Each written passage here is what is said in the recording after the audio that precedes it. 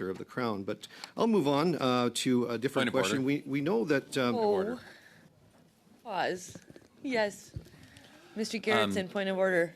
I know that Mr. Calkins thinks he's extremely witty with his comments, but perhaps challenging somebody's integrity and their ability in this forum is not only in contravention of our standing orders in the House, which would apply to this place, but also is extremely unprofessional and extremely rude to any witness, whoever that witness may be. So perhaps, Madam Chair, through you, Mr. Calkins, who, by the way, has been in the public calling members of Parliament's agents of Beijing, would like to, if he's not at least going to apologize for that comment, apologize for questioning the integrity of the minister who's sitting at this table right now.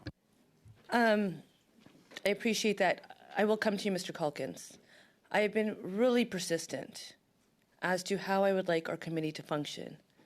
At the end of the day, when it comes to our democratic institutions, as much as people might take this lighthearted or think it's I don't even know what, this is a really serious topic. And I know my constituents are very concerned with it. And so at the end of the day, we all say one thing, and then our comments and actions demonstrate another.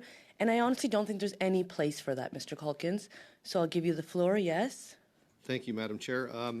I will respectfully withdraw the comment in the way it was taken. Most of our legislation does refer to a competent minister shall in that legislation, and but I will withdraw if the offence was taken. I certainly will do that. So, Mr. Minister, we know that security cleared Liberal staff were briefed on September 28th, 2019, that the 2019 candidate for Don Valley North was part of a foreign interference network. Jeremy Broadhurst, who was just here earlier, determined that the contents of the briefing to be so serious that he personally alerted the Prime Minister the next day. So the Prime Minister knew about Beijing's interference benefiting Liberal politicians since as early as the time of the 2019 election. We also know that the February 21st, 2020 PCO document alerted the Prime Minister that the political staff and politicians take broad guidance from Beijing's Toronto consulate, and we know that the Prime Minister and the ministers received ceaseless briefings that some political candidates are witting affiliates of Beijing's interference schemes. So my question to you, Minister, is have you investigated which members of your caucus or which Liberal candidates in the past two elections may have knowingly cooperated with Beijing's election interference schemes? Madam Chair, let me say a couple of things. First, in response to the specific question, we take foreign interference very seriously. I believe all parliamentarians do. And in the last hour, I think we've explained what our record is and what we are going to continue doing. Lastly, with regards to the comment that was made, I personally wasn't offended by it. I think it's a reality of being in politics today that we need thick skins, but I think Canadians would be offended by that remark.